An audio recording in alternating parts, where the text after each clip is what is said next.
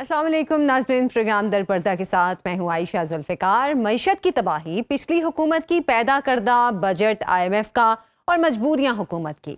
यकीनन पिछले सालों की तरह इस साल भी अवाम दोस्त बजट पेश नहीं किया जा सकेगा। हालात का तकाजा है कि आम पाकिस्तानी को टैक्सों में रिलीफ, महंगाई में कमी, सनतों के लिए साजगार माहौल, तालीम, सेहत की मजीद सहूलतों के लिए कुछ और इंतज़ार करना होगा। ये वो बयानिया है जो हर साल मई और जून के महीनों में हमारे हुक्मरानों पर उतरता है और नए वादों की कोटिंग के साथ अवाम के कानों में उंडेल दिया जाता है। IMF की 50 शराइत की रोशनी में बजट की तैयारी जारी है। 2027 में 430 अरब रुपए के नए टैक्सों के साथ महसूलात का हजम 15,267 अरब रुपए का होगा। 7,824 अरब रुपए कर्जों पर सूद की अदायगी और 2,600 अरब रुपए से जायद दिफा पर खर्च किए जाएंगे। IMF की हिदायत की रोशनी में तरक्याती कामों के लिए रखा जाएगा बजट का 10%। नाज़रीन, खद्दो खाल बता रहे हैं कि 2027 का बजट एक मुश्किल टास्क होगा। कर्जों की अदायगी का बोझ बढ़ेगा, अवाम पर खर्च किए जाने वाले फंड्स मजीद कम होंगे, आबादी का दबाव, तालीम और सेहत की कम होती सहूलियात ह्यूमन डेवलपमेंट की हर मनसूबाबंदी को तबाह कर देगी। सवाल हर बार की तरह वही है कि आखिर पाकिस्तान की मुआशी समत कब दुरुस्त होगी, कौम की इकॉनमी ट्रेन कब पटरी चढ़ेगी। इस पर हम बात करेंगे मुआशी माहिर और साबिक सूबाई वजीर खजाना सलमान शाह और माहिर मईशत MNA मिर्ज़ा इख्तियार बेग साहब। बहुत शुक्रिया आप दोनों के वक्त का। मिर्ज़ा इख्तियार साहब, आपकी जानिब आना चाहूँगी। IMF की 11 नई शराइत ये बता रही हैं कि हर साल की तरह इस साल भी कौम को एक मुश्किल बजट का सामना है। क्या वजह है कि इतने साल गुजर गए पाकिस्तान बनने के बाद से लेकर अब तक, और अब तक IMF के बजट में ही हम फंसे हुए हैं और आज तक ऐसा लगता है कि जैसे आने वाले सालों में भी हम इसी में ही फंसे रहेंगे? देखिए, IMF के प्रोग्राम में जब भी आप होंगे तो IMF की जो शराइत हैं वो भी माननी पड़ेंगी और वो बजट के हिस्सा भी आपको विलिंगली अनविलिंगली बनाना पड़ेगा। जी। IMF की जो एक मोटी-मोटी बात होती है कि वो हायर टैक्स कलेक्शन चाहता है और लोअर डेफिसिट चाहता है। इस बार IMF ने जो FBR को हदफ दिया था 2026-27 का, जैसे कि आपने कहा 15.3 ट्रिलियन, GDP भी उन्होंने 3.5% के करीब लाने को कहा है। अफराते ज़र पे भी उन्होंने एक 6.5 से 8.5 के दरमियान वो लगाई है, प्राइमरी सरप्लस। बट बड़ी बात जो कहने की है वो ये है कि IMF में आप कोई सब्सिडी नहीं दे सकते। आपको सब्सिडी अगर दे रहे हैं तो उसको रेवेन्यू जनरेशन आपने बताना होगा। उन्होंने जो शराइत लगाए हैं उसमें स्पेशल इकोनॉमिक जोन्स में कोई इंसेंटिव्स नहीं दिया जा सकेगा। जी। और अगर आप जो लग गए हैं स्पेशल इकोनॉमिक जोन, धाबी जी वगैरह और दूसरे खैरपुर वगैरह की, वो 2035 से आगे उनको वो इंसेंटिव्स जो मराद जो है वो नहीं दी जाएगी। इसी तरह पेट्रोलियम डेवलपमेंट लीवे जो IMF का है उसने 80 रुपए फी लीटर पे हमें कहा था और इस वक्त हुकूमत ने उसको 117 रुपए फी लीटर तक ले गए, जिससे 1730 बिलियन इसका रेवेन्यू पेट्रोलियम लीवे का है।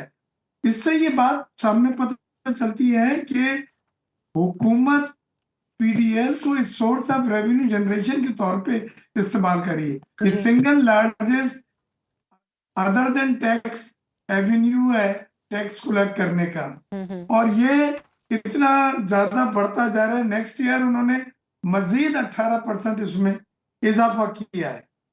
तो ये सब चीजें देख के मैं इतना कह सकता हूँ कि वो दोस्त फ्रेंडली और बिजनेस फ्रेंडली तो बजट मुझे नहीं नजर आ रहा है। हाँ, गवर्नमेंट मुलाजमिन की तनख्वाहों में 7 से 10% इजाफा मुतवक्के है और पेंशन में भी 5 से 7% इजाफा मुतवक्के है। अच्छा, सही। लेकिन ये गवर्नमेंट मुलाजमिन के होगा। अब ये देखना है कि प्राइवेट सेक्टर को कम से कम वेजेस कितनी बढ़ा रहे हैं, क्योंकि प्राइवेट सेक्टर जो है वो अदर देन गवर्नमेंट जो मुलाजमिन जो फैक्ट्रीज में हमारे काम करते हैं ये उनकी कैटेगरी है। तो अच्छा। उसमें भी मैं समझता हूँ कि इजाफा करना होगा, क्योंकि मुल्क में पेट्रोलियम मसनूआत ने कमर तोड़ के रख दी है सबकी। बिल्कुल बिल्कुल। पेट्रोलियम की कीमतें बढ़ी हैं, अफरात ज़र बढ़ा है, हमारा ट्रेड जो डेफिसिट है वो बढ़ गया है, इंपोर्ट बिल जो आपको बढ़ाना पड़ रहा है, जी। इंपोर्ट बिल आपका कुछ billions of dollars end of the year बढ़ जाएगा, क्योंकि आपने $70 के ऊपर तेल कंप्यूट किया था और आज 100 से ऊपर हो गया, बल्कि बीच में तो 117-18 तक चला अच्छा गया था अच्छा, और वो सलमान वापस शाह आया। साहब भी हमारे साथ मौजूद हैं, उनसे भी इस हवाले से उनकी राय भी ले लेते हैं। सलमान साहब, 430 अरब के नए टैक्स और 117 रुपए फी लीटर पेट्रोलियम लेवी के बावजूद हुकूमत लड़खड़ाती मईशत को संभालने में अब तक नाकाम है। क्या वाकई IMF के प्रोग्राम में रहते हुए फलाही बजट तैयार करना मुमकिन नहीं है? देखें, IMF के प्रोग्राम में रहते हुए आप अपना अगर अखराजात को कम नहीं करेंगे, हुकूमती अखराजात को कम नहीं करेंगे, तो आप किसी किस्म का टैक्स रिलीफ नहीं दे सकते, क्योंकि IMF ने जो शर्त लगाई हुई है वो उसको हम प्राइमरी डेफिसिट कहते हैं। उसका मतलब ये है कि जितना आपने खर्चा करना है वो आपने टैक्स रेवेन्यू से पूरा करना है, और कुछ पैसा फिर भी बच जाना चाहिए ताकि आप डेट सर्विसिंग में भी कुछ कंट्रीब्यूट कर सकें। और ये एक सख्त है कंडीशनैलिटी, जी लेकिन जी। ये बहुत ज़रूरी कंडीशनैलिटी इसलिए है क्योंकि आपने अपना डेट जो है उसको कंट्रोल में लाना है। सो अब हुकूमत क्योंकि अपने अखराजात कम नहीं करना चाहती और हुकूमत जो है वो डाउन साइजिंग में यकीन नहीं रखती, वो ज़्यादा से ज़्यादा मिनिस्ट्रीज़ भी बना रही है, डिपार्टमेंट्स भी बना रही है, प्रोविंशियल गवर्नमेंट भी ज़रा सा कोई काम होता है तो एक नई अथॉरिटी बन जाती जी है, जी। और एक ब्यूरोक्रेटिक जो ढांचा है वो बड़े से बड़ा होता जा रहा है और उसको पैसे की ज़रूरत है, और वो पैसा फिर आपको टैक्स रेवेन्यू के थ्रू लाना पड़ता है, क्योंकि IMF की शर्त ये है। सो आई थिंक कि अगर आपने रिलीफ वाकई देना है तो पाकिस्तान में आपको टैक्सों के जो बोझ है उसको हल्का करना पड़ेगा और आपको इन्वेस्टमेंट की तरफ आना पड़ेगा कि किसी तरीके से पाकिस्तान में ज़्यादा से ज़्यादा इन्वेस्टमेंट हो। अच्छा सलमान साहब, अब अभी आप पिछले बात 10 कर रहे साल थे से हुकूमती पाकिस्तान अखराजात को कम करने की। सलमान साहब, हमारे आम लोग जो हैं वो ये सोचते हैं कि हुकूमती अखराजात शायद ये हैं कि बड़े घर जो कि MNAs या MPs को मिलते हैं, महंगी और बड़ी गाड़ियां, या फिर उनका जो पेट्रोल मिलता है, या फिर जो बिलों से उनको एग्जेम्पशन मिलता है, शायद ये वो अखराजात हैं। ऐसे कौन से अखराजात हैं जो कि हुकूमत को कम करने पड़ेंगे तो ही कुछ मामलात बेहतर होंगे IMF के साथ? देखें, फेडरल गवर्नमेंट जो है ये तकरीबन 15-20 मिनिस्ट्री से काम कर सकती है बड़ी एफिशिएंटली, बिल्कुल बिल्कुल। लेकिन हमारे पास 40-50 के करीब मिनिस्ट्रीज बनी हुई हैं, तो उनको हम कम कर सकते हैं। और बहुत सा काम जो फेडरल गवर्नमेंट कर रही है वो तो प्रोविंशियल गवर्नमेंट का काम है। प्रोविंशियल गवर्नमेंट जो है वो इंडस्ट्री का भी उनका डोमेन है, उनका डोमेन जो है एग्रीकल्चर में भी है, एजुकेशन, हेल्थ एट्सेट्रा। ये 18वीं तरमीम के तहत ये प्रोविंसेस का काम है, लेकिन फेडरल गवर्नमेंट करती है। तो फेडरल गवर्नमेंट जब ये काम करती है तो फिर उसको अखराजात करने पड़ते हैं, और वो अखराजात जो प्रोविंसेस को करने चाहिए थे वो प्रोविंस भी करता है और फेडरल गवर्नमेंट भी करती है। जी। तो सो मतलब एक अय्याशी चल रही है कि कोई एफिशिएंसी नहीं है, ये नहीं है कि जिसका काम वही करे दूसरों का काम ना करे। सो आई थिंक कि एक तो ये है कि आपका जो फैलाव है ब्यूरोक्रेसी का उसको हम कम कर सकते हैं, फेडरल गवर्नमेंट में भी और नीचे प्रोविंशियल गवर्नमेंट में भी। बिल्कुल। दूसरी चीज़ ये है कि हम डिसेंट्रलाइज नहीं कर रहे। डिसेंट्रलाइज का मतलब ये है कि जितना पैसा फेडरल गवर्नमेंट प्रोविंसेस को भेजती है वो पैसा आगे लोकल गवर्नमेंट तक नहीं जाता, और लोकल गवर्नमेंट जो है वहाँ पे तरक्की होती है, वहाँ पे डेवलपमेंट होती है, वहाँ पे लोग रहते हैं और उनको वहाँ पे आपने उनकी इकोनॉमी को बेहतर करना है। सो डिसेंट्रलाइजेशन भी नहीं हो रही।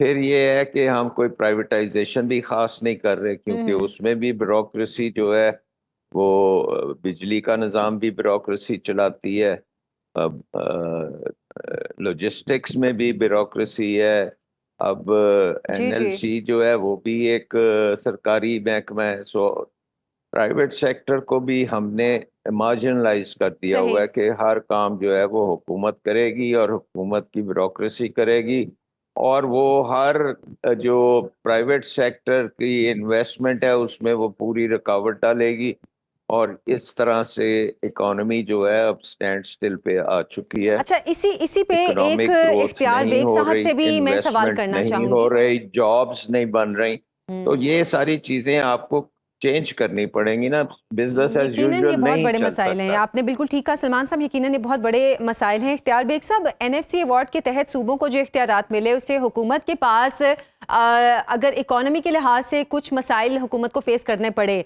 अब क्या इसकी वजह से भी जो बजट बनता है उसमें हुकूमत को मुश्किलात पेश आती हैं, और जो टैक्स है वो विफाकी जो मामलात के लिहाज से अवाम पर ज़्यादा पड़ते हैं, ज़्यादा टैक्स भी अवाम को अदा करने पड़ते हैं, तो क्या हम ये कहें कि एनएफसी अवार्ड्स की वजह से भी ये मसाइल ज्यादा हैं?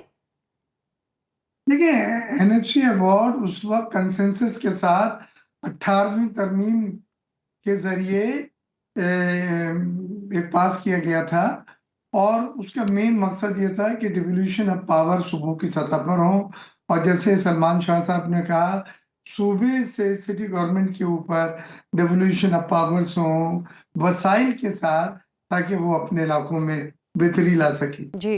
साथ साथ ये भी कहा था कि हुकूमत को खर्चात कम करने होंगे, हुकूमत को रेवेन्यू जनरेशन बढ़ाना होगा अपना, और वो मिनिस्ट्री जो अभी गोद में लिए बैठे हैं फेडरल गवर्नमेंट, 7 या 8 हैं जो सूबे को मुंतकिल हो चुकी हैं, वो भी अभी तक मुंतकिल नहीं की, उसके खर्चे भी फेडरल गवर्नमेंट के ऊपर है। तो फेडरल गवर्नमेंट भी उन तकाजों को पूरा करने में नाकाम रही है जिससे एडिशनल रेवेन्यू उनको मिल सकता था। बिल्कुल। इन्होंने प्राइवेटाइजेशन का अमल सही नहीं करा, एसओईज और डिस्कोस को ऑफलोड करना था वो नहीं करा, बल्कि टैक्स बढ़ाते गए। कारपोरेट सेक्टर 60% पे चला गया, सैलरी क्लास 40% पे चला गया, सुपर टैक्स 10% पे लगा दिया, और उससे जो है मुल्क में स्टैग्नेटाइजेशन हो गई। उसमें नई इंडस्ट्री अब कोई नहीं लगा रहा, एक्सपेंशन कोई नहीं हो रहा, और बल्कि इन इंडस्ट्रीज का सर्वाइवल जो है वो मुश्किल हो गया है। हमने स्ट्रांगली रिकमेंड करा standing committee on finance and revenue ने, जो बजट को अप्रूव करेगी, कि सुपर टैक्स को, सैलरी क्लास तबके की टैक्स को, कॉर्पोरेट सेक्टर को जरूर कम किया जाए। लेकिन रिफॉर्म्स की मद में जो उन्होंने वादे किए थे वो भी नहीं हुए। पेंशन रिफॉर्म्स थी, एनर्जी रिफॉर्म्स थी, ये दोनों चीजों में अगर आप बोले तो मैं एक अलार्मिंग फिगर है 15,000 की, और सॉरी 5,000 की, जो हमारे सर्कुलर डेट है जिसमें पावर के और गैस के दोनों के मिला के 15,000 गुजर चुके, तजावुज कर चुके हैं। तो ये सब चीजें ऐसी हैं जिसकी वजह से मरकज के पास फिस्कल स्पेस नहीं बच रही, और जब माली स्पेस नहीं मिल रही है तो फिर अब बातें हो रही हैं कि जी सूबों से ये मुंतकिल कराएं, उनका फार्मूला एनएफसी का जो है उसको बदले, जो 57% और 42% है वो बदला जाए। ये तमाम बातें हैं जिसमें कितना हद तक उसको अमेंडमेंट की शक्ल में आगे कोई लाएगा, लेकिन अभी तक पीपल्स पार्टी से कोई ऐसी बात नहीं है। हम गवर्नमेंट का लाए हैं और हमारी और चीजों पे मुशावरत रहती है, बजट पे मुशावरत रहती है, लेकिन फेडरल गवर्नमेंट भी अपने मसारिफ, अपने अखराजात, एक्सपेंडिचर्स कम नहीं कर सकी जो उन्हें करने थे, और वो रेवेन्यू में भी मार खाए। ये आप देखिए कि रेवेन्यू में अभी एफबीआर का जो टारगेट है वो 680 अरब रुपए शॉर्टफॉल। जी। तो आपका एक बार ये टारगेट ऑलरेडी रिवाइज हो चुका है जी। और सबसे अहम सवाल भी ये है कि हुकूमती अखराजात कम होने का नाम नहीं लेते, इसलिए भी IMF के साथ जो मामलात हैं वो कहीं ना कहीं नाराजगी का या फिर बदमज़गी का शिकार भी रहते हैं। बहुत बहुत शुक्रिया सलमान शाह साहब, इख्तियार बेग साहब हमारे साथ मौजूद थे। एक ब्रेक से वापस आएंगे, हमारे साथ रहिए। एल नीनो खतरनाक मौसमी तब्दीलियों का एक हवाला, जब बहरुल काहिल के वस्ती और मशरकी हिस्से का पानी मामूल से ज़्यादा गर्म हो जाता है, यानी दर्जा हरारत 1 या 1.5 सेंटीग्रेड बढ़ जाता है और दुनिया भर के वेदर सिस्टम्स को शदीद मुतासिर करता है। एल नीनो समंदरों से निकलने वाली खुराक से लेकर जमीन से उगने वाली फसलों तक हर पैदावार को मुतासिर करता है। जहां नमी ज्यादा वहां खुश्की अपनी जगह बना लेती है। जंगलात खुश्क होकर आग पकड़ लेते हैं और जो खुश्क इलाकों में नमी आ जाती है, एल नीनो की सफाकी देखिए कि ये दुनिया को फूड सिक्योरिटी देने वाले इलाकों से पैदावार की ताकत छीन लेता है। लेकिन इस साल दुनिया को एल नीनो के इफरीत का नहीं बल्कि सुपर एल नीनो का सामना है। इस साल अप्रैल में बहरुल काहिल के मरकजी हिस्से की सतह का दर्जा हरारत मामूल से 2 सेंटीग्रेड ज्यादा रहा और यूं खतरे की घंटी बजी। माहिरीन के मुताबिक 2026 में आलमी दर्जा हरारत जो सनती दौर से पहले के मुकाबले में आज 1.4 दर्जे ज्यादा है और इन हालात में अगर एक सुपर एल नीनो तश्कील पाता है तो ये एक ऐसी हौलनाक तब्दीलियों का पेश खेमा होगा जिसका मुशाहिदा इससे पहले की इंसानी तारीख में कभी नहीं हुआ होगा।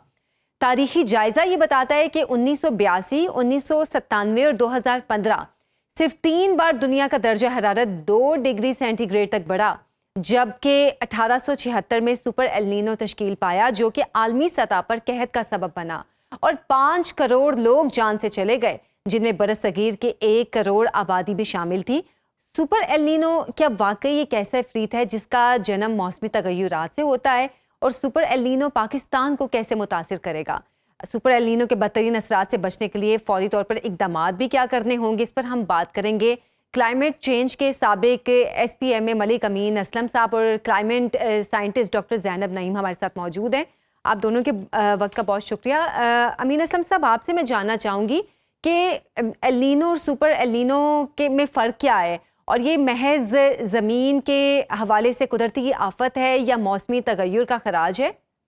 जी, बिस्मिल्लाहिर्रहमानिर्रहीम। जैसे आपने खुद ही फरमाया कि जो सुपर एल नीनो है वो उसमें और एल नीनो में फ़र्क ये है कि इसमें जो दर्जा हरारत जो पैसिफिक ओशन में बढ़ता है वो बहुत ज़्यादा बढ़ जाता है, जी। जिसकी वजह से इसको सुपर एल नीनो कहते हैं और ये बड़ा रेयर हुआ है पाकिस्तान दुनिया की हिस्ट्री के अंदर के ये सुपर एल नीनो फेस करना पड़ा हो। जी। लास्ट जो इसका इंसिडेंट हुआ था वो 77-78 में कहा जाता है और इसके बाद अब ये इस साल जो है ये सुपर एल नीनो की प्रेडिक्शन की गई है और अब हम उस टाइम में दाखिल हो रहे हैं जब इसके जो बदतरीन असरात हैं वो सामने आएंगे और इस खित्ते के लिए जो साउथ एशिया का खित्ता है जो कि ऑलरेडी क्लाइमेट वल्नरेबल जोन है जहाँ पर मौसमियाती तब्दीलियों से ऑलरेडी पाकिस्तान और जी जी। जो साउथ एशिया के बाकी ममालिक हैं वो इसको फेस कर रहे हैं ओवर द लास्ट 2 डेकेड्स। अब ये इसके ऊपर एक एड ऑन चैलेंज है कि वो जो उसके जो असरात हैं वो मल्टीप्लाई हो जाएंगे इस चीज के अंदर और 2 पर्टिकुलर असरात जो हैं वो इस टाइम इस खित्ते के लिए प्रेडिक्ट किए गए हैं। एक ये कि जो हमारा मानसून इस साल होगा वो एक सप्रेस्ड मानसून होगा और जरूरत से कम जो है वो बारिशें मानसून की पाकिस्तान में होंगी और सेकंड जो फैक्टर है वो ये कि जो हीट वेव है वो बहुत शिद्दत के साथ पाकिस्तान में आएगी इस साल। अच्छा। तो ये दोनों जो फैक्टर्स हैं इसकी वजह से फिर आगे इसके जो असरात हैं वो तमाम ऐसे हैं जो कि इस खित्ते के लोगों को फेस करने पड़ेंगे, जिसमें बढ़ती हुई गर्मी है, जो हीट वेव के बाद आपका फॉरेस्ट फायर जो आपने भी जिक्र किया कि जो जंगलात की में आग लग जाती है वो भी इसमें शिद्दत पकड़ जाती है। इसके साथ साथ अर्बन एरियाज के अंदर अर्बन फ्लडिंग, क्लाउड बर्स्ट, ये तमाम इसके साथ लिंक्ड हैं। तो ये एक बहुत बड़ा चैलेंज और फिर फूड सिक्योरिटी, क्योंकि आपका जब पानी की कमी होगी तो उसकी वजह से आपकी जो फूड सिक्योरिटी है वो उसके ऊपर भी असरात हो सकते हैं। हालांकि पाकिस्तान में मैक्सिमम वाटर जो है वो तो हमारा ग्लेशियल बेल्ट से आता है जी जी। लेकिन 20-25% जो है वो मानसून रेंज की वजह से भी आता है। तो ये तमाम एक पैकेज है असरात का जो कि रूनुमा होने ये प्रेडिक्टेड है। ये अभी नहीं कि अभी एकदम हमें पता लग रहा है, ये आज से कुछ 4-5 महीने पहले से जो मौसमियाती इदारे हैं वो इस चीज को प्रेडिक्ट कर रहे हैं। लेकिन अभी तक हमने ये देखा कि गवर्नमेंट की तरफ से इसके लिए कोई तैयारी नजर नहीं आ रही और हालांकि प्राइम मिनिस्टर साहब ने जब पिछले फ्लड्स आए थे जो कि बहुत बड़े, आपने देखा कि पिछले साल बहुत बड़ा फ्लड आया पाकिस्तान में और बड़ी उसमें मुतासर हुए जो फ्लड जोन थे वो भी, और नॉर्थ के अंदर केपी के अंदर हमने देखा बड़ी तबाही हुई। फिर आगे पंजाब के अंदर जब हमने वो देखा कि सोसाइटीज और घरों की कॉलोनियां बनी हुई थी फ्लड प्लेन में, वो मुतासर हुए। तो उस वक्त प्राइम मिनिस्टर साहब ने एक क्लाइमेट इमरजेंसी डिक्लेयर की थी, एक कमेटी बनाई गई थी, लेकिन अनफॉर्चुनेटली मेरी नजर से तो नहीं गुजरा कि वो उस कमेटी ने कभी मीट भी किया हो। अच्छा, ये बात आपने आपने बिल्कुल ठीक कही है और इस पर हमें वाकई हुकूमती मौक़िफ़ भी लेना चाहिए था। डॉक्टर ज़ैनब, आपकी जानिब में आना चाहूँगी कि ये भी कहा जा रहा है, अभी जैसे अमीन असलम साहब भी कह रहे थे कि जो सुपर एल नीनो है ये फूड सिक्योरिटी के हवाले से भी एक चैलेंज है, लेकिन जदीद साइंस हर बहरान को हल करने का दावा करती है। अब 2026 के सुपर एल नीनो को जदीद साइंस की लेबॉर्ट्रीज़ के हवाले से अगर देखा जाए तो वहाँ पर कैसे इसको देखा जा रहा है और क्या इसका कोई तोड़ भी है? जी, बिल्कुल, जैसे अभी आपने ज़िक्र किया कि जो 1877 का बहुत बड़ा फिनोमेना हुआ था जिसमें ग्लोबल फेमिन और 50 मिलियन लोग जो है उनकी डेथ हुई थी और सबसे ज़्यादा साउथ एशिया खित्ता मुतासिर हुआ था। उस वक़्त हमारे पास इतनी साइंस अवेलेबल नहीं थी, इसको रियल टाइम में डिटेक्ट करना बहुत मुश्किल होता था। लेकिन इस साल जो है इस साल की शुरुआत से ही साइंसदान बता रहे हैं कि जो समंदर हैं वो गर्म होना शुरू हो गए हैं। जैसे जंगलात एक्ट करते हैं कार्बन सिंक के तौर पे अपने अंदर जज़्ब करते हैं, जी, जी, ग्रीन जी। हाउस गैस एमिशंस, वैसे समंदर भी करते हैं। तो जो एल नीनो होता है वो 0.5 डिग्री सेल्सियस अगर बहरुल काहिल का टेम्परेचर बढ़ जाए वो एल नीनो है, लेकिन अगर 2 से 3 डिग्री सेल्सियस बढ़ जाए वो सुपर एल नीनो है। अभी कुछ हफ्ते पहले एक रिपोर्ट आई थी फूड सिक्योरिटी पे, जिसपे पाकिस्तान जो है, ये स्केल होता है 1 to 5। 1 जो है वो लोएस्ट और 5 हाईएस्ट। पाकिस्तान 3 पे है ग्लोबल फूड सिक्योरिटी के स्केल पे, जिसका मतलब ये है कि हमारे मुल्क में जो हाउस होल्ड लेवल पे खानदान जो है वो एक वक्त का खाना स्किप करना पड़ रहा है उनको अपने एंड्स मीट करने के लिए। फिर अगर देखा जाए तो शदीद गर्मी की वजह से अभी एक और रिपोर्ट में बताया गया कि 9% जीडीपी पाकिस्तान का 2050 तक डिक्लाइन कर सकता है क्लाइमेट चेंज की वजह से, जिसमें फसलें सबसे ज्यादा तबाह होंगी। जो आपके कैश क्रॉप्स हैं यानी कपास जो है वो 31 से 39%, और जो चावल और गंदम की फसल है वो 15 से 20% डिक्लाइन कर जाएगी। और हमारी ये कैश क्रॉप्स हैं, हम ज़राअत पे मबनी हमारी एग्रीकल्चर और इंडस्ट्री चलती है। अभी इसमें जो बहुत ज्यादा अहम बात ये है कि अनफॉर्चुनेटली हमारे मुल्क में जो पॉलिसी और प्लानिंग होती रही है वो फ्लड्स के पेश नजर होती रही है। बिल्कुल। हमने हीट को कभी उस तरह से, शदीद गर्मी को क्लाइमेटिक डिजास्टर की मद में कंसिडर ही नहीं किया। 2015-16 का जो एल नीनो आया था जिसमें आपको कराची की हीट वेव याद होगी, उस एक और चीज भी हुई थी, उसको भी गॉडजिला एल नीनो के नाम से कहा जाता है। दुनिया में बहुत ज्यादा वाइल्ड फायर्स के इंसिडेंट्स हुए थे उसमें। कराची के अलावा साउथ पंजाब में मुसलसल कहत सारी रही थी, फसलें बहुत बुरी तरह मुतासिर हुई थी, और बलोचिस्तान में जो आपका लाइफ स्टॉक है वो मरना शुरू हो गया था क्योंकि वहां इतनी शदीद कहत सारी थी। तो अभी ये प्रोबेबिलिटी है कि 60 to 80% जो है ये सुपर एल नीनो आ सकता है, लेकिन इसका ये मतलब नहीं है कि बारिशें जो है वो नहीं होंगी। मूनसून बर्स्ट होते हैं क्योंकि अभी ये भी एक प्रेडिक्शन है कि बे ऑफ बंगाल से जो मूनसून का सिलसिला है वो थोड़ा जल्दी दाखिल हो सकता है। तो अगर वो दाखिल हो गया और इतनी गर्मी की शिद्दत रही मुल्क में, तो जमीन की जो जज्ब करने की कैपेसिटी है पानी को वो डिक्लाइन कर जाती है और पानी फ्लडिंग की सिचुएशन बहुत ज्यादा बढ़ जाती है। तो ये आप दोनों एक्सट्रीम्स देखें, और इसके लिए अमीन असलम साहब की बात से मैं एग्री करूंगी कि हमारी कोई तैयारी इस वक्त नहीं है। अच्छा, वैसे ये बहुत खतरनाक सूरत हाल है, लेकिन गुज़श्ता कुछ अरसे से अमीन असलम साहब हम देख रहे हैं हुकूमत मुख्तलिफ फोरम्स पर ये आवाज़ उठा रही है कि पाकिस्तान कार्बन प्रोडक्शन के हवाले से उन मुल्कों में शामिल नहीं है, लेकिन पाकिस्तान मौसमियाती तब्दीलियों के हवाले से सबसे ज़्यादा मुतासिर होने वाले मुल्कों में शामिल है। तो अब इस हवाले से हुकूमत को किस किस्म की तैयारी करनी चाहिए? जो बाकी दुनिया में मुल्क मुतासिर हो रहे हैं क्या वो तैयारी कर रहे हैं या वो भी इसी लाइन पर ही हैं? देखिए, आपने बात तो ठीक की है, लेकिन क्या ये कॉन्फ्रेंसेस पे जाके ये आवाज उठाने से ये मसला हल हो जाएगा हमारे लिए? बिल्कुल ऐसा नहीं है। पाकिस्तान को ये जो चैलेंज दरपेश है, ये इसके साथ हमने खुद डील करना है। और हमें ये जरूर बात ठीक है कि क्लाइमेट इनजस्टिस है, पाकिस्तान ने ये मसला पैदा नहीं किया, लेकिन बाहर कॉन्फ्रेंसेस पे जाके तो ये मसला हल नहीं होना।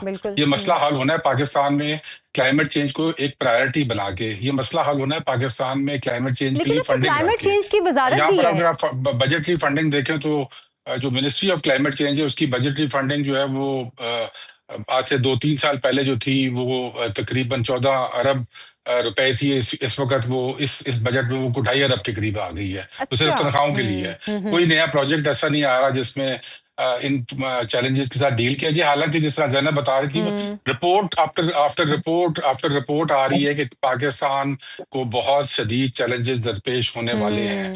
स्पेशली जो हीट वेव के हवाले से एक रिपोर्ट्स आई जो मैं जिक्र करूंगा जिनका।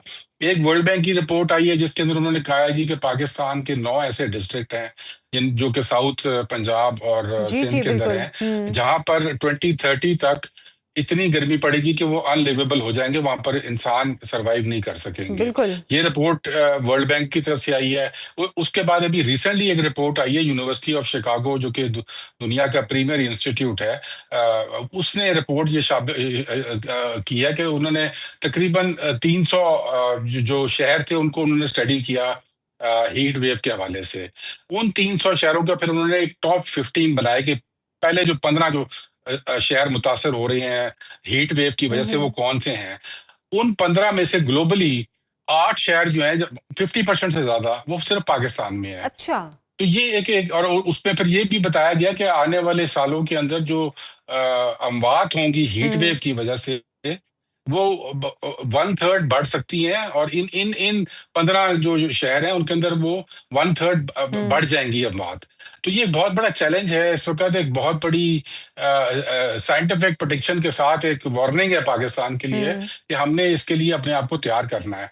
जैसे मैंने आपको बताया कि एक इमरजेंसी यहाँ पर डिक्लेयर की गई थी पिछले साल, which was a very good step के वो शो करता था कि जी एक हाई प्रायोरिटी पे हम इस चीज को ले जा रहे हैं। लेकिन उसके बाद कुछ नहीं हुआ, उसकी वो इमरजेंसी सिर्फ कागज पे इमरजेंसी बनी, और उसके बाद जो फॉलो अप स्टेप्स थे वो नहीं लिए गए। और अब तो ये मसला हमारे सामने दरपेश है कि अगले कुछ ये जो 2-3 महीने हैं इनके अंदर गर्मी की शिद्दत भी बढ़नी है, बारिश की जो है वो अनप्रडिक्टेबिलिटी वो भी उसके साथ बढ़ रही है, और उसके साथ ये forest fires, urban heat waves, और फिर आप देखेंगे जो एक जिसको एक अर्बन हीट आइलैंड इफेक्ट कहते हैं, क्योंकि हमने शहरों को कंक्रीट का जंगल बना दिया है।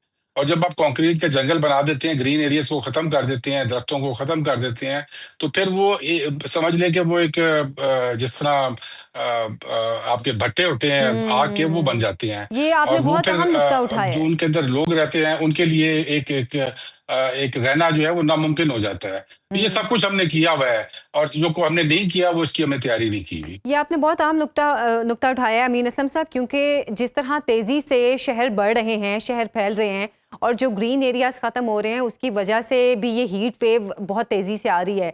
डॉक्टर ज़ैनब, 2026 में आलमी दर्जा हरारत मजमूई तौर पर 3.4 डिग्री सेंटीग्रेड बढ़ा है, जो कि पहले गालिबन 1.4 पे रहता था। अब इसकी जिम्मेदारी क्या सिर्फ ये है कि आप ग्रीन एरियाज को ख़त्म कर रहे हैं, कंक्रीट के शहर बना रहे हैं, बड़ी बड़ी इमारतें खड़ी कर रहे हैं, या कुछ और ऐसी वजूहात भी हैं जिसकी वजह से क्लाइमेट चेंज इतनी तेज़ी से बढ़ रहा है? देखिए, ग्लोबल क्लाइमेट चेंज तो उससे तो कोई वो नहीं है, वो तो बढ़ रहा है, उसकी वजह से पूरी दुनिया को जो है अपना क्लाइमेट एक्शन स्ट्रॉन्ग करने की ज़रूरत है। लेकिन अभी मैं आपको एक छोटी-सी मिसाल देती हूँ। अभी हम लोगों ने खैबर पख्तूनख्वा में चारसद्दा के एडेप्टेशन प्लान पे हम काम कर रहे थे।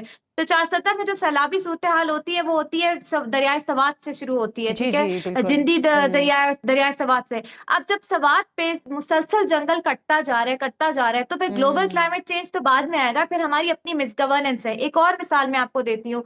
कराची में हीट वेव्स आती रहती हैं 2015 के बाद। अब अभी भी देखें टेम्परेचर कितना बढ़ा है। कराची का हीट एक्शन प्लान बनाया गया था, जो कि अहमदाबाद हीट एक्शन प्लान की तर्ज पे बनाया गया था। वो प्लान आज तक इन्फोर्स नहीं हो सका। अगर वो जरा भी इन्फोर्स हो जाता, हम बहुत बेहतरी देख लेते। फिर हीट एक्शन में एक और चीज, अभी देखिए जो आजकल गर्मी पड़ रही है वो ड्राई हीट है, यानी आपको गर्मी चुभती है, महसूस होती है, इसमें फसलों को भी नुकसान होता है। लेकिन जब एल नीनो की प्रेडिक्शन आ रही है, वो आ रही है जुलाई के बाद, वो पीक करेगा, तब नमी का मौसम होता है। नमी के मौसम में टेम्परेचर ज्यादा महसूस होता है, और जो पेरी अर्बन या स्लम एरियाज में लोग रह रहे होते हैं, वहां पे अमवात ज्यादा रिपोर्ट होती है। और आपकी कोई पॉलिसी इस वक्त मौजूद नहीं है जो क्रॉनिक इंडोर हीट, यानी घरों के अंदर में जो गर्मी बढ़ती है, उसको एड्रेस कर सके। तो ये सबसे बड़ा मसला है कि आपकी एक्शन प्लानिंग जो है वो इन्फोर्स नहीं हो रही। तो लोकल लेवल पे एक तो जंगलात बिल्कुल है, फिर दरियाओं का रास्ता काट के जो बनाया गया, फिर ड्रेनेज प्लान्स नहीं है, एकदम बारिश हो जाए, सैलाबी सूरत-ए-हाल, तो आप क्लाइमेट चेंज को ब्लेम नहीं कर सकते। फिर इसमें वेस्ट मैनेजमेंट आपकी वो उस तरह से नहीं है। ऑल्दो हमारे एक्शन प्लान्स बने, अभी इसी साल की बात है कि अभी कुछ महीने पहले IWMI के साथ ड्राउट फ्रेमवर्क बनाया गया है, साली का फ्रेमवर्क बनाया गया है। फिर हीट एक्शन प्लान NDMA का भी मौजूद है, कराची की भी मैंने मिसाल दी। लेकिन इन्फोर्समेंट कब आती है? जब आप यूनियन काउंसिल लेवल तक उस गवर्नेंस को लेकर आते हैं। जब तक आप कम्युनिटी कम्युनिटी के उस बंदे तक नहीं लेकर आते, उस किसान तक नहीं लेके आते जब जो मुतासिर हो रहे हैं। इन प्लान्स की कोई वक़्त, कोई वो नहीं है। फिर हमारी नेशनल क्लाइमेट चेंज पॉलिसी में बहुत बड़ा फ्लॉ है, वो ये है कि कोई टारगेट सेटिंग नहीं है, रोल्स एंड ड्यूटीज, रिस्पांसिबिलिटीज उस तरह से असाइन है ही नहीं, कोई इंडिकेटर ही नहीं है कि आप प्रोग्रेस को कैसे मेजर कर और सकते हैं। इसमें तो एक सबसे पॉलिसी बड़ी कोताही ये भी है हुकूमत की कि आम आदमी को इस हवाले से कोई अवेयरनेस नहीं दी जाती, क्योंकि ये छोटी छोटी चीज़ें निचली सतह से, ग्रास रूट से शुरू होती हैं जो कि ऊपर तक जाती हैं।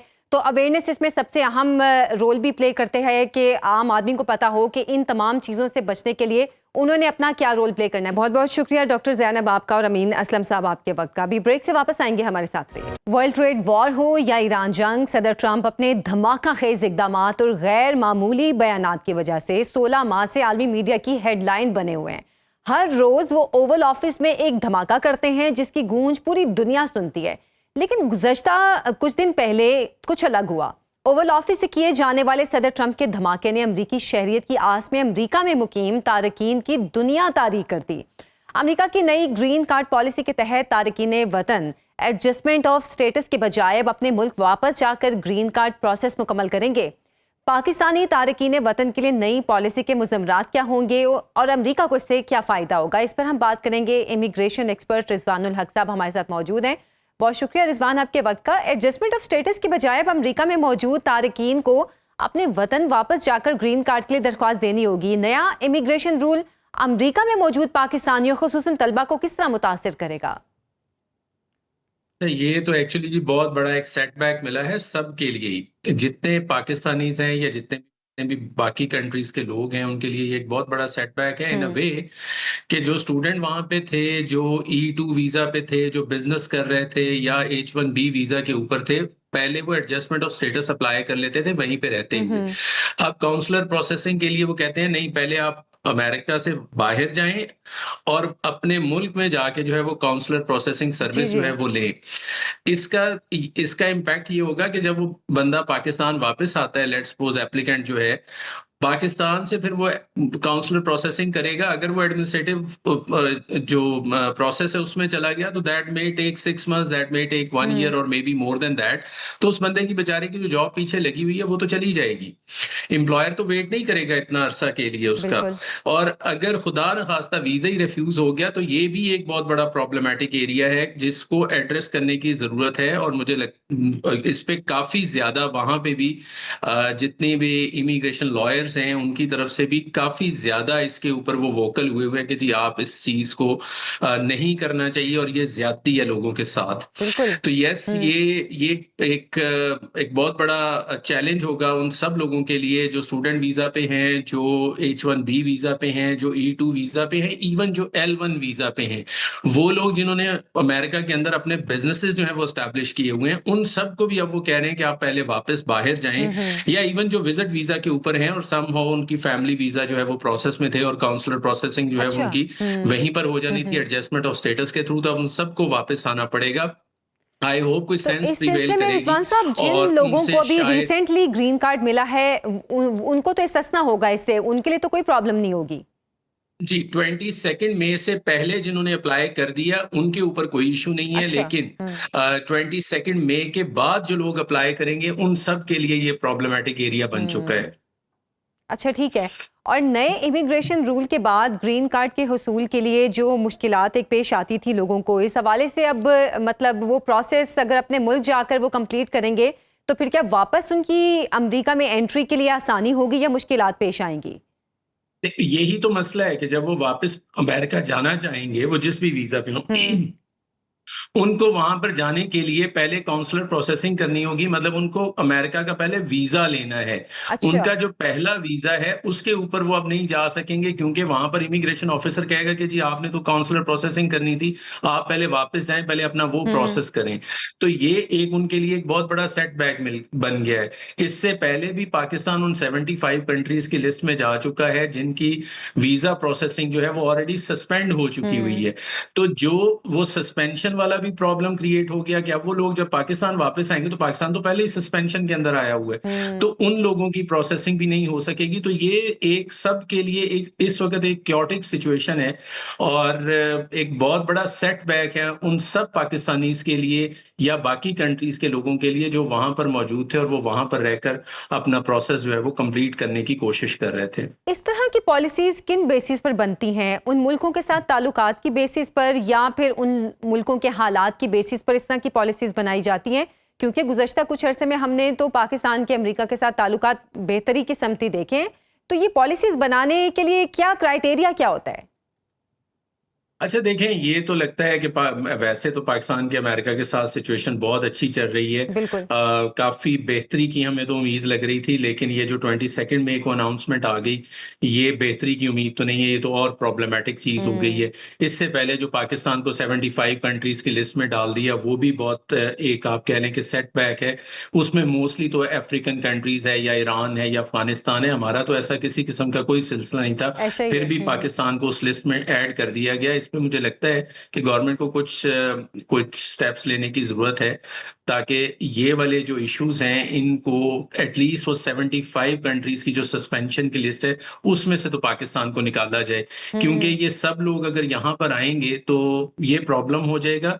ये बिल्कुल। कंट्रीज बेसिकली तो उन्होंने जो ऐड किए थे वो ऐड किए थे कि जिन कंट्रीज से उनको कोई डर है कि उनके सिक्योरिटी इश्यूज हो सकते हैं, वो अफगानिस्तान है, वो सूडान है, वो ईरान है, लेकिन वो कंट्रीज जो हैं उन पाकिस्तान तो उस तरह के कंट्रीज की लिस्ट में कभी भी नहीं था, लेकिन अब पाकिस्तान को उन कंट्रीज में ऐड कर दिया गया है, विच इज सरप्राइजिंग। एक तरफ हम उनके साथ एलाइज हैं और दूसरी तरफ वो हमारे साथ इस तरह की एक सिचुएशन क्रिएट हो गई हुई है। तो इन इमिग्रेशन रूल्स का अमेरिका पर भी तो कुछ असर पड़ेगा ना, कि जाहिर सी बात है जितने भी इमिग्रेंट्स वहाँ पर मौजूद हैं वो कहीं ना कहीं अमेरिका की तरक्की में या बेहतरी में कुछ रोल प्ले कर रहे हैं। अगर अमेरिका इस तरह सभी लोगों को निकाल देगा तो फिर कुछ ना कुछ तो वहाँ की इकोनॉमी या बाकी मामलात पर तो फर्क पड़ेगा। वो तो डेफिनेटली देखें, बिजनेस की कॉस्ट ऑफ डूइंग बिजनेस जो है वो तो इंक्रीज हो जाएगा अगर ये सब लोग जो हैं वो निकाल दिए जाएंगे। इवन जो वहाँ पे इमिग्रेंट्स हैं, जो इलीगल इमिग्रेंट्स हैं, उनको भी निकालने के लिए बहुत ज़्यादा एफर्ट की जा रही है, तो कॉस्ट ऑफ डूइंग बिजनेस जो है वो इंक्रीज होता चला जाएगा, क्योंकि इन दी एंड उन्हें जो लेबर फोर्स चाहिए वो तो इन्हीं कंट्रीज से जाती है। और स्पेशली पाकिस्तान चूंकि एक बहुत बड़ी पॉपुलेशन है, पाकिस्तान का भी एक अपना उसके अंदर शेयर है, बांग्लादेश का अपना शेयर है, तो इन सब कंट्रीज का जो है वो अपना अपना शेयर है। जब ये चीज जो है ये सब लोग अगर वहां से निकाल दिए जाएंगे और ऑल ऑफ अ सडन उनके साथ ये होगा कि भाई काउंसलर प्रोसेसिंग जो है वो अपने मुल्क में जाके करें, तो फिर एम्प्लॉयर के लिए तो बहुत ज्यादा परेशानी क्रिएट हो जाएगी, क्योंकि एक एम्प्लॉय जो उनके पास काम कर रहा है इतने अरसे से, उसकी रिप्लेसमेंट को लेकर आना और रिप्लेसमेंट में कोई बंदा लाना। H1B वीजा जो है वो तो पहले ही बहुत टफ कर दिया गया है। H1B वीजा का मतलब है कि उसका जो एम्प्लॉयर है वो एक हैवी अमाउंट जो है वो यूएस गवर्नमेंट को पे करेगा, तब जाके गवर्नमेंट जो है उसका उसको अलाउ करेगी एम्प्लॉयर को कि वो नया बंदा हायर कर सके। तो एम्प्लॉयर के लिए भी इस वक्त ये बड़ी cost of doing business again वही ऊपर जाना शुरू हो जाएगा। इसका इम्पैक्ट जो है वो तो जाहिर है काम अमरीकी जो है उसी को पे करना है, इसकी जो कॉस्ट आएगी। अगर ऑन अ लाइटर नोट अगर हम इसको देखें तो इससे तो फिर पाकिस्तान आने वाले जितने भी प्रोफेशनल्स हैं उनके आने से शायद पाकिस्तान को भी कुछ फ़ायदा हो जाए, क्योंकि जब तक उनको वीज़ा नहीं मिलेगा, जब तक उनका प्रोसेस कंप्लीट नहीं होगा, तो उनको यहाँ पर कुछ ना कुछ काम तो करना पड़ेगा। तो हो सकता है कि उन प्रोफेशनल्स के यहाँ पर काम करने से यहाँ पे भी कुछ हालात बेहतर हो जाए। अच्छा, पाकिस्तान की इकोनॉमी तो चूंकि ऑलरेडी एक क्रिपलिंग इकोनॉमी है और काफी ट्रबल में है, इस तरह के ब्रेन अगर पाकिस्तान में वापस आएंगे ऑफ कोर्स, लेकिन ये होगा कि आपको वही जॉब करने के लिए ज्यादा अच्छे कैंडिडेट जो हैं वो अवेलेबल होंगे मार्केट के अंदर।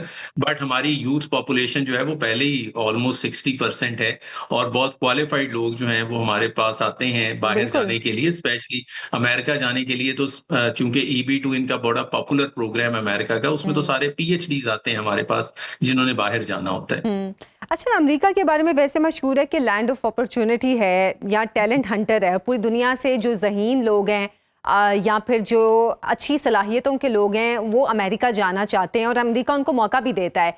क्या नया कानून गैर मुल्की तलबा की अमेरिका की जो आला यूनिवर्सिटीज़ हैं और जो तहकीक के जदीद इदारे हैं वहाँ पर दाखिलों पर भी असरअंदाज हो सकता है?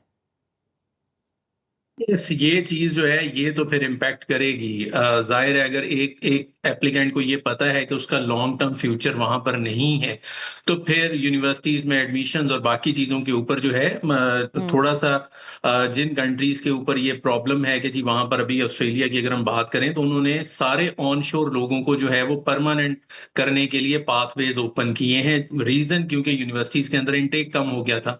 इसी तरह से अमेरिका के अंदर भी इसकी रिपरकशंस तो आएंगी। रिपरकशंस क्या आएंगी कि जो स्टूडेंट्स हैं जाहिर है अगर उनको ये नजर आएगा कि भाई लॉन्ग टर्म में हमारा वहां पे पाथवे नहीं कोई बन सकेगा परमानेंट सेटलमेंट का, तो जो एक ओवरवेलमिंग मेजॉरिटी ऑफ स्टूडेंट्स होती है जो वहां पे सेटल होने के लिए जाना चाहते हैं, सही। लेकिन राउट वो स्टडी वीजा का लेते हैं। तो ऐसे सारे स्टूडेंट्स जो होंगे वो तो फिर कोई और डेस्टिनेशन जो है वो सर्च करेंगे। एक सेटबैक तो है जाहिर है पाकिस्तानी स्टूडेंट्स के लिए भी, क्योंकि अमेरिका लैंड ऑफ अपॉर्चुनिटीज तो है कि जब आप वहां पर आईटी की डिग्री करते हैं या इंजीनियरिंग की डिग्री करते हैं तो आपको वहां पर जॉब अपॉर्चुनिटीज जो हैं उनको सर्च करने में और जो पे ग्रेड्स हैं वहां पे वो बहुत अच्छे मिलते हैं। बिल्कुल बिल्कुल, बहुत बहुत शुक्रिया रिजवानुल हक साहब आपके वक्त का। आज के प्रोग्राम से इतना ही इजाजत दें, अल्लाह हाफिज।